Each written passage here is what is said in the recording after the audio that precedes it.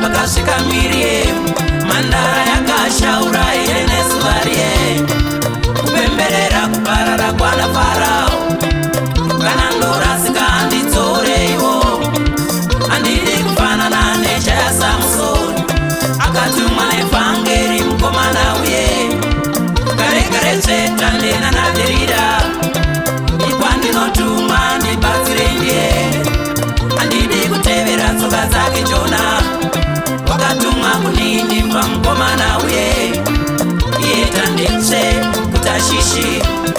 Ini kana ndotamba ndipeiwo mukana, ndinoda kudarika pakasvika Dhavhidhi mambo wakatamba iye nezuvarie wakatamba kusvika mai vakokota.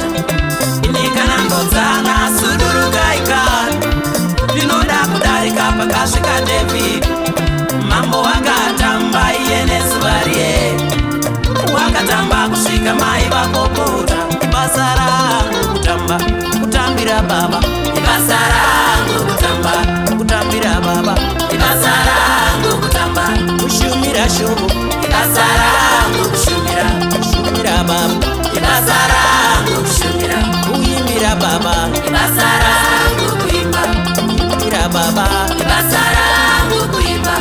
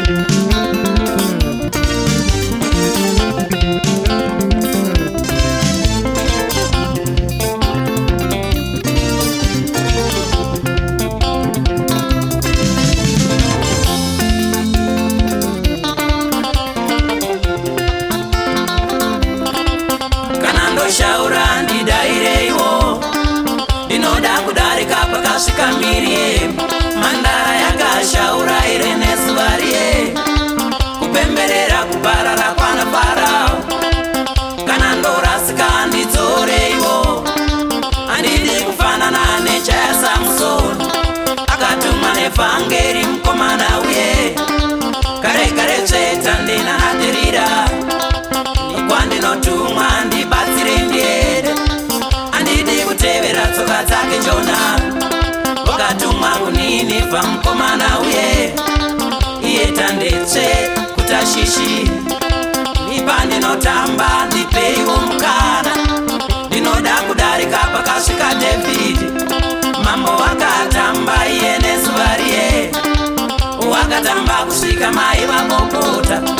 Ini kana ndodzana sudurukaikana, ndinoda kudarika pakasvika Dhavhidhi mambo wakatamba iye nezuvarie wakatamba kusvika mai vakokota. Ibasa rangu kutamba kutambira Baba, ibasa rangu kutamba kutambira Baba, ibasa rangu kutamba kushaurira tenzi, ibasa rangu kushaurira Baba, ibasa rangu kushaura kushumire shoko,